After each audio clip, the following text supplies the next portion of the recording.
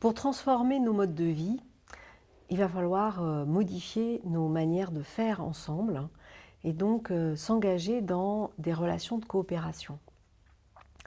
Mais qu'est-ce que ça veut dire coopérer? Est-ce que ça relèverait d'une qualité innée pour certains individus, ou est-ce que ce serait le fruit d'un apprentissage? Pourquoi est-ce que dans certains cas, la mayonnaise prend et il y a des relations de coopération qui produisent des effets, alors que dans d'autres, il y aurait des dispositifs qui incitent à la coopération et qui resteraient, somme toute, lettre morte? C'est à ces différentes questions que cette petite vidéo va tenter de répondre, ou au moins d'éclairer quelques aspects. Alors dans un premier temps, on peut peut-être revenir sur qu'est-ce que ça veut dire de coopérer, parce que cela semble à la fois évident, cela relèverait voilà, d'une évidence partagée qu'il faudrait coopérer, et pour autant ça relève aussi d'une forme d'impensé de la vie sociale. On en parle beaucoup, mais au fond, qu'est-ce que c'est? Alors littéralement, coopérer, ça veut dire opérer, agir ensemble. Et ce serait une sorte de fluidifiant de la vie sociale qui viendrait convoquer différents ingrédients.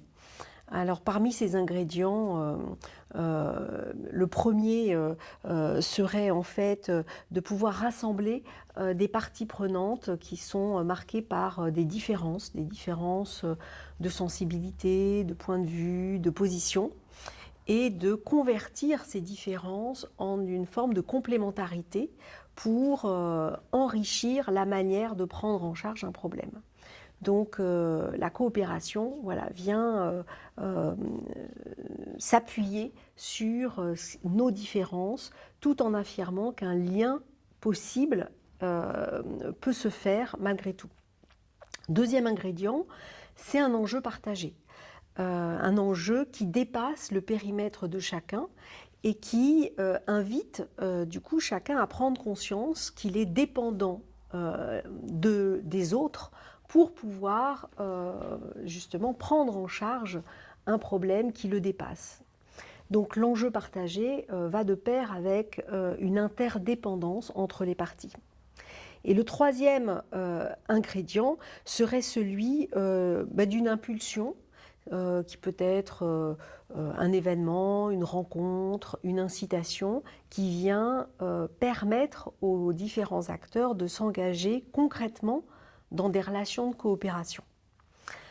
Mais une fois qu'on a ces ingrédients, l'affaire n'est pas terminée, et nous allons nous intéresser aux piliers qui forment, du coup, qui sont actifs dans ces relations de coopération.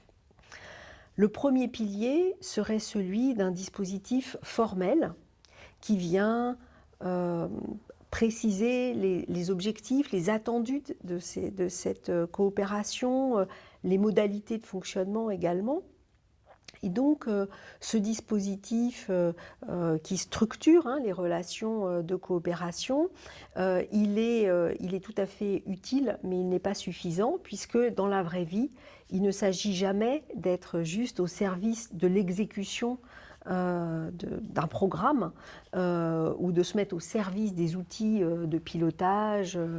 En fait, ça se passe toujours différemment, et c'est un peu pour cette raison que bon nombre de dispositifs qui pour autant invitent les acteurs à coopérer restent des coquilles vides parce qu'elles ne sont pas investies par les acteurs eux-mêmes. Et pour autant, le manque de cadre pourrait être aussi très dommageable aux relations de coopération, puisque un cadre, ça vient précisément soutenir les relations entre ces différentes parties prenantes, en précisant les responsabilités des uns et des autres, la manière d'agencer ce que l'on a à faire, donc de se coordonner. Et puis ça vient aussi permettre de canaliser ce qui pourrait déborder les passions avec lesquelles les acteurs rentrent dans les relations de coopération. Bref, un cadre, c'est aussi extrêmement utile.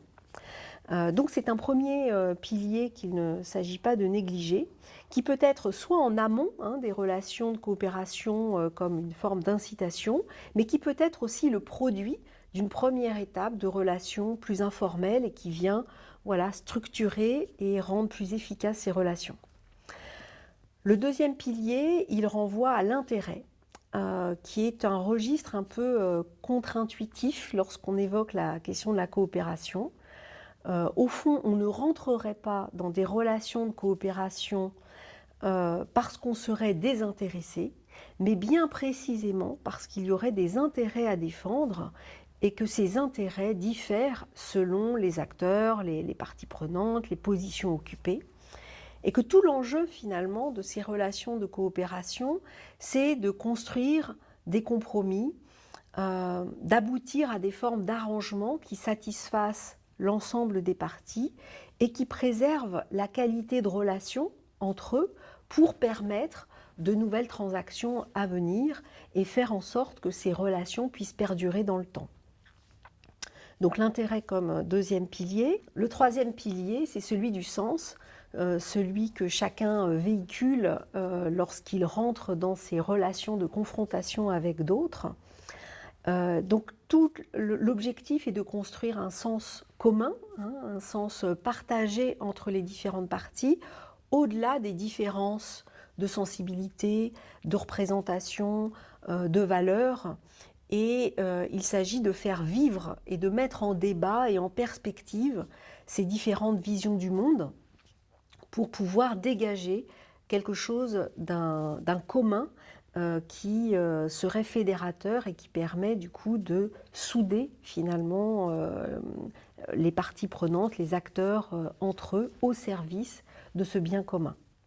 Alors ces trois piliers doivent être suffisamment présents et robustes pour pouvoir soutenir des effets de production de solutions du coup ajustées et légitimes pour les acteurs, produire aussi des liens de confiance, mais ce doit être aussi un pilier suffisamment flexible pour pouvoir traverser les turbulences qui ne manquent pas d'arriver dans les relations de coopération. Et en ce sens, on peut dire que vivre des relations de coopération s'apparente plutôt à une aventure à vivre qu'un état à faire perdurer.